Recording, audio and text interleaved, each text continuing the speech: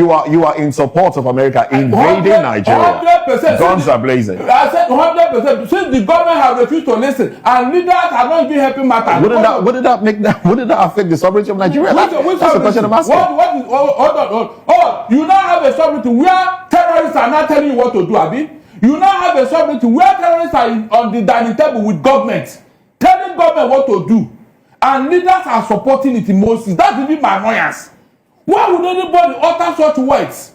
These are things you should frown at. Who brought them into Nigeria? Was Nigeria like this in 1999? Moses, please be sincere to yourself. Who brought them into Nigeria? What are they doing here? Why are they not in Ghana? Why are they not in the Republic of Benin? Please, why are they not in South Africa? You can see, we forgot the genesis of our problem and we are blaming America. Let them come. If that will solve the problem. Since you people don't know what to do, let them come and help us. Look at now, as I'm talking to you now, almost 20 villages have been taken over in Plateau and Benue. Moses, who are those occupying those villages? Are they Christians?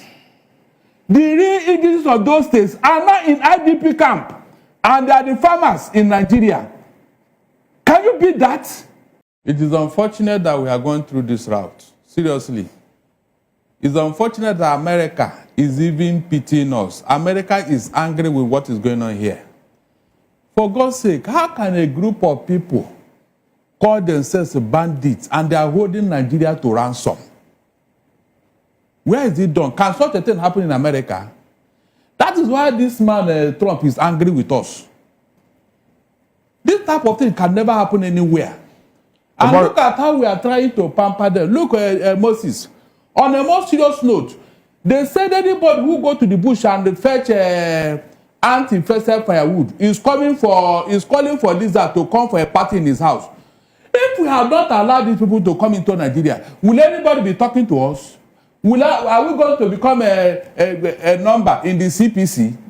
But because we allowed this thing, and leaders, from the beginning, they were tolerating these boys. Moses, on what ground would anybody, any leader in Nigeria, either from the north or south, go outside and bring terrorists into Nigeria? Somebody in this country once told us that there are good and bad bandits. I'll take my dictionary. I didn't see where they wrote, these are good bandits and these are bad bandits. I don't know what that means. Somebody told us that they are their boss, that if anybody should attack them, they will not vote for that person. In this country, somebody told us that, yes, that if government does not answer to them, there will be no peace in Nigeria. Moses, this is a statement that was made for a man who claimed to be patriotic, a statesman. Is that how to solve a problem? You are pampering these boys. You are making them to become so bold. What audacity do they even have to attack anybody in Nigeria? For what? No, hold on. These other people, especially from the southeast, who have been fending for themselves, do they look for government subsidy? No, do they wait for government to pamper them? No, these other people that are fending for, struggling to survive in Nigeria. Why must a group of people now tell us that we must answer them? They are this, psychological, this and this. These other Nigerians that are holding peaceful agitation, peaceful nature, peaceful businesses. Are they not Nigerians? Right. So if all of us become bandits, what will happen to us, Moses? Hold on, though. If all of us become bandits, will Nigeria exist?